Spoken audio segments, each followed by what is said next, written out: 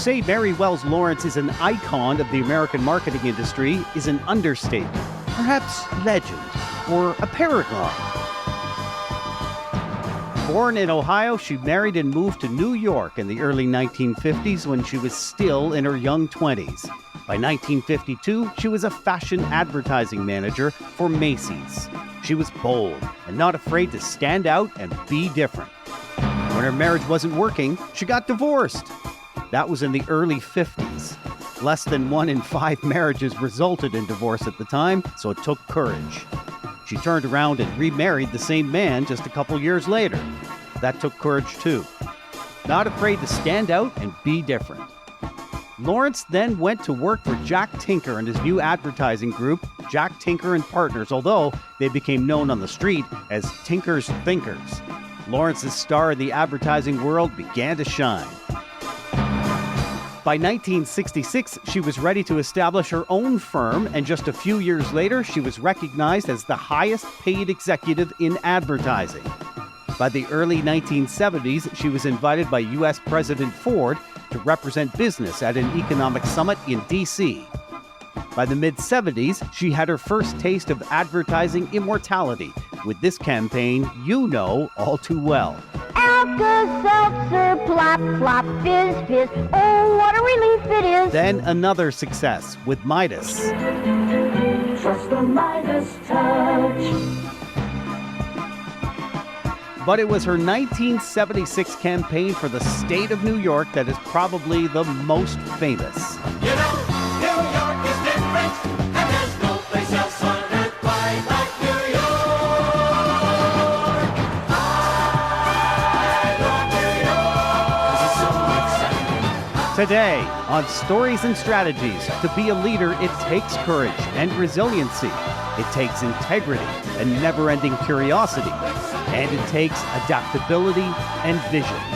How do marketing and communications leaders see the industry unfolding in 2024?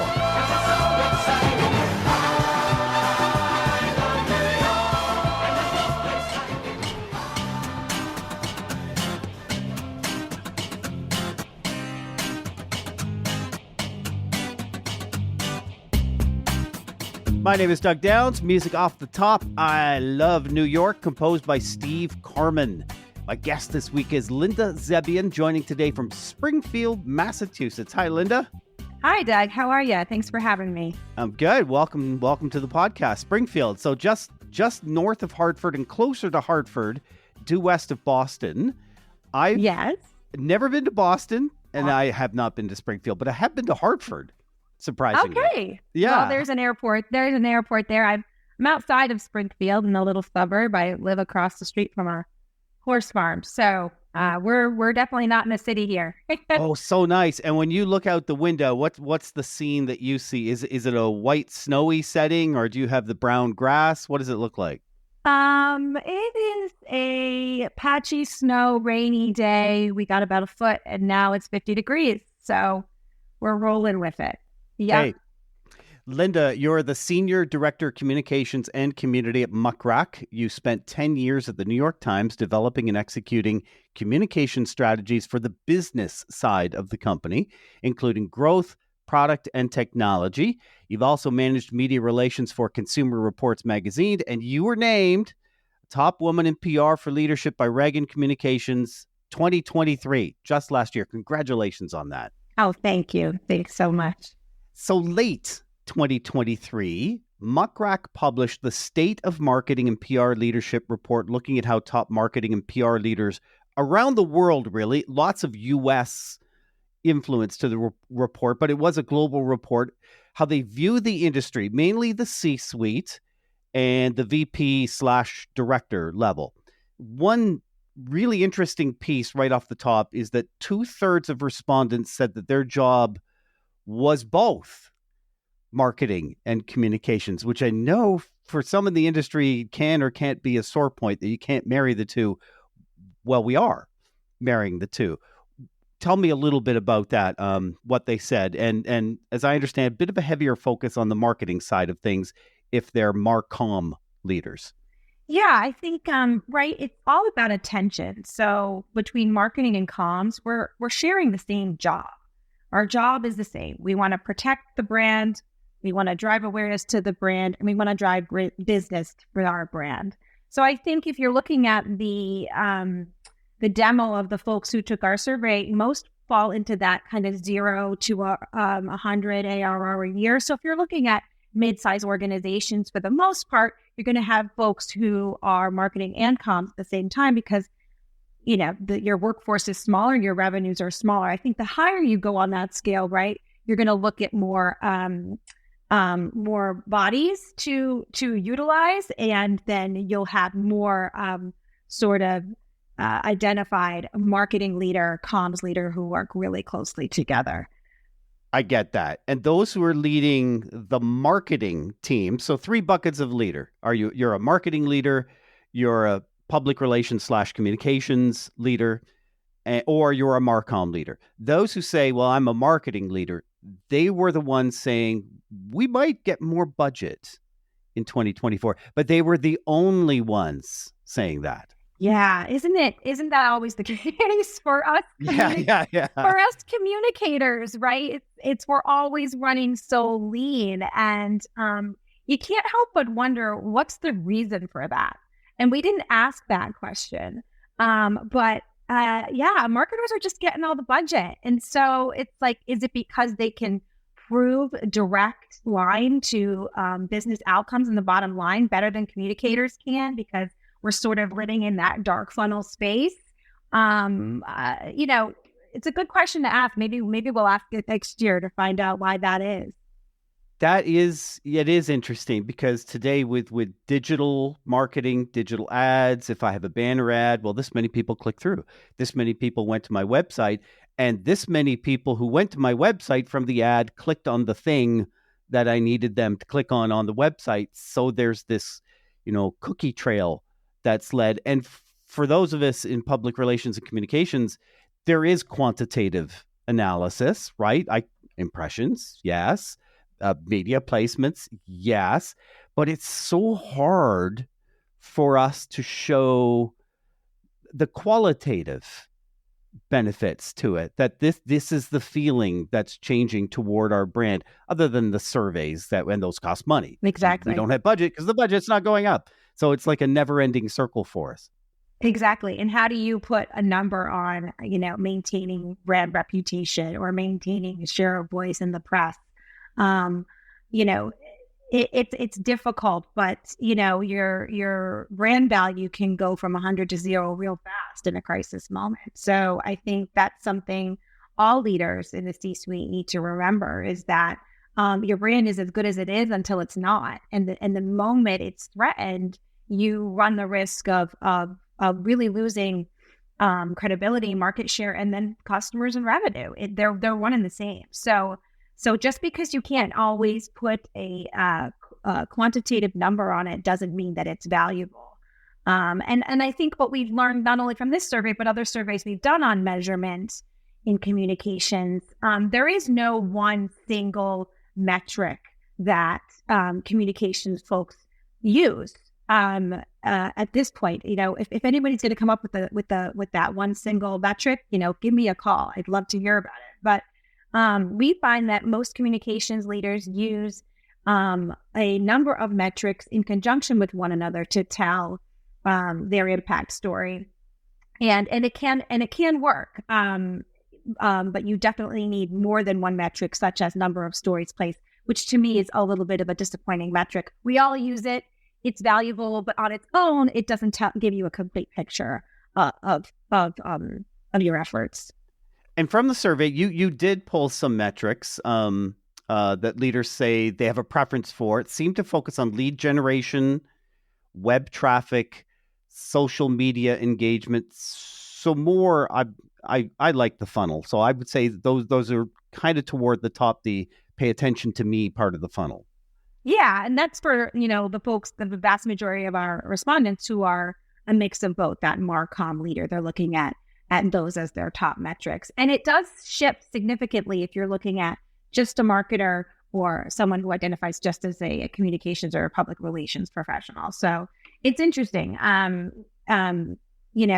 For marketing leaders, it's lead gen. Sales was half, right? And then web traffic, and then conversion rate for marketers. But then if you look at communications leaders, they're looking again at that number of stories placed, key message pull through, how much of your key message was kind of regurgitated by an outlet, and then reach and impressions. Again, a tricky one to know the impact of what impressions have on your business. And then share of voice came in fourth there. So everyone's looking at competition, that's for sure. Yeah. Tell me about the audiences that respondents said they were going for. Is there more of a B2C flavor or B2B? Where are they at with the audiences? Yeah, so our audiences, we had about 30% who said they're both B2B and B2C. And then 40% were just B2B, so folks like me. And then 27% direct to consumer B2C. So we had a nice healthy mix. Interesting that a third were that cater to both audiences. I wonder who those folks are. Yeah, that is. And the survey wouldn't have pulled it out, but just some of your thoughts on that idea. Because again, it's the marriage of, we talk about Marcom leaders, and now we have another marriage of, well, we're going for both B2B and B2C. Those can be distinctly different strategies. Yeah, and channels. Yeah, it's interesting because the biggest cohort of folks came from the technology industry, which to me, and if I'm thinking, okay, you're B2B and B2C and you work in tech. So what are you, like a direct to consumer business that also sells to other businesses? We know those are hot market, right? All those Instagram brands, if you will. So that could be it. They're selling to both. And as I was going through the report, I was thinking about internal communications. It's the one functionality that is not led by marketing leaders for sure. It should be led by comms. At times it's led by human resources. That's a whole other discussion. I really should do an episode on that. And we mentioned off the top, budgets are forecast to go up for marketing, but for nobody else. I got the feeling internal comms, at least in the survey, is not getting the cred that maybe it sort of should. Yeah. This is purely anecdotal. I think that a lot of the times communications folks are told, once an organization gets to a certain size, okay, so you're really good at communicating. How about you take on another audience? How about you take on our employees? And just add it to the list of audiences. You've got your industry, you've got your press, you've got the public.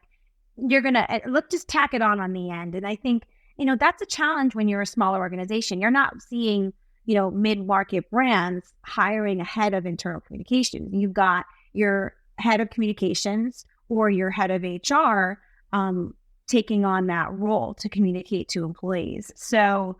And it's a full-time job for most folks. So it's disappointing. I think, but I think the silver lining is that at least, almost 40% of organizations are giving internal comms to the comms team rather than the marketing team. I think marketers have a different lens that they're talking through. They may not be privy to the sensitivities of the audiences. And I think when internal communicators work hand in hand with the people team, that's when you're going to have the best results from an internal comms perspective. And internal comms is so important. Your employees are your biggest advocates. They're your champions. They're your first line of defense. Everybody has a platform now with social. Yeah. You need to make sure that they are equipped with, and that they're close to your ethos and your mission, and that they have, and then they know how to talk about your brand appropriately. Yeah, your ambassadors. And it's so good that the survey pulled this out for me. I got a lot of really good uses from the survey. But on that internal comms piece, I love what you just said, that maybe once the teams get bigger, that's when someone's carved out or a small team is carved out and they do internal comms. It almost, and sometimes I tend to live pie in the sky, but it almost seems to me like the smaller companies, because that brand ambassadorship, and your strongest ambassador is going to be your employee and their family, it almost feels like internal comms should be even more of a focus when you're smaller as opposed to when you're larger. And I know the dollars don't necessarily make sense. Yeah, no, I think that you're absolutely right. I still think a lot of businesses are trying to, or still learning to understand the importance of internal communications in their employees as another channel. Yep. So I think, we fought so hard from an external comms PR perspective to get a seat at the table. The internal communications person is a few steps behind, climbing that same mountain. Who is getting that seat at the table? You went into that in the survey. Yeah, I mean, the marcoms, the marketers, they're getting that seat. And I think more and more you are seeing more CCOs being hired, big brands having kind of public meltdown moments. They happen so quickly, and they're really hard to plan for. So I think definitely industry-wise, we're seeing a lot more focus on having a CCO be the right hand of their CEO, building trust between CEOs and CCOs in a way that's different between trust between a CMO and a CEO. That's a lot of C's. So I think that it's a intimate sort of trusting relationship that's developed between leadership and a CCO that, your CMO is going to be delivering results for you. Your CMO is going to be out there marketing your brand. But who's really that staunch defender of who you are and what you do? It is your CCO. Mm-hmm. So I think more and more you're seeing CCOs rise and roles be created and businesses saying, hey, we need this now. We're at that X level of revenue, X number of employees. We need this kind of person and this kind of counsel up right there with my lawyer, right? Okay, and to complement that, let's talk about the Chief Marketing Officer, the CMO, a role that is transforming. They're now expected to be accountable in part for revenue, marketing leadership, obviously, customer retention. And to add to that, what role might artificial intelligence play in all that? The toy du jour. Yeah. I mean, I think AI's role for CMO or CCO or in anybody that files down under them is to just increase your efficiencies. So using technology as a way to help you with time, boost your output so you can really have more time to focus on things that AI can't do, which is strategic planning. Exactly. That human side of marketing and comms. And even, what a lot of us spend a lot of time writing messaging, right?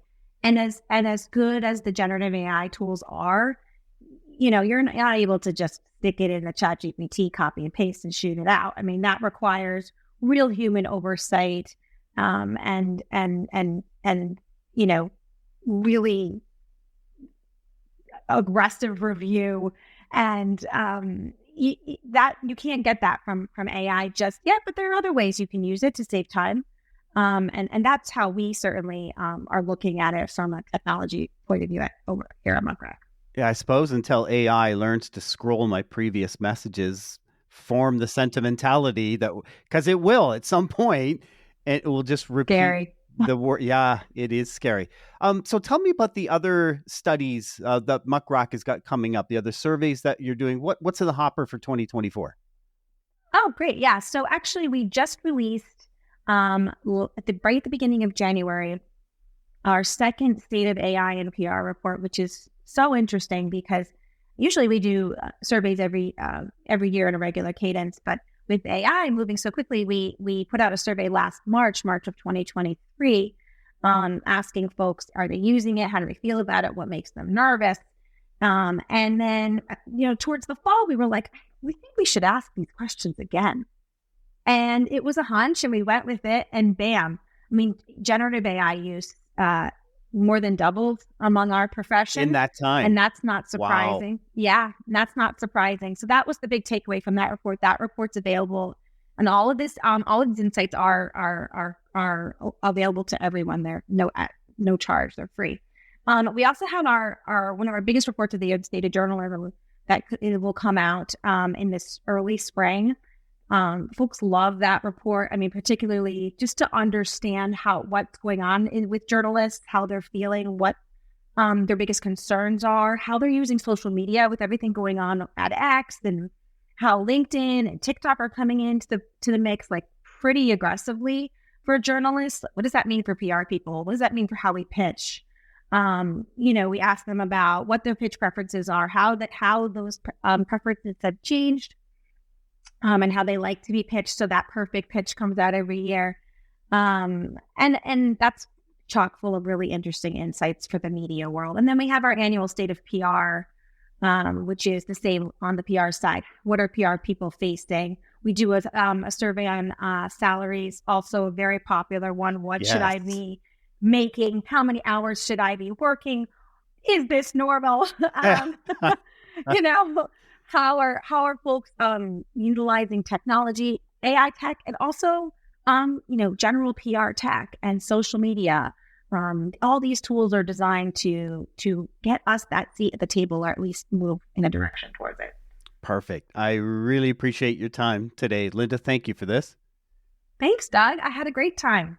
Thanks for having me. If you'd like to send a message to my guest, Linda Zebian, we've got contact information in the show notes. Stories and Strategies is a co-production of JGR Communications and Stories and Strategies podcasts. One thing we'd love for you to do is check out our YouTube channel and give us a follow. The channel's kind of newish. We're in growth mode, but we have full episodes up there, audio only. So just kind of like this if you're listening on one of the podcast apps. And we do have some video clips as well from the interview. Lastly, do us a favor, forward this episode to one friend. Thanks for listening.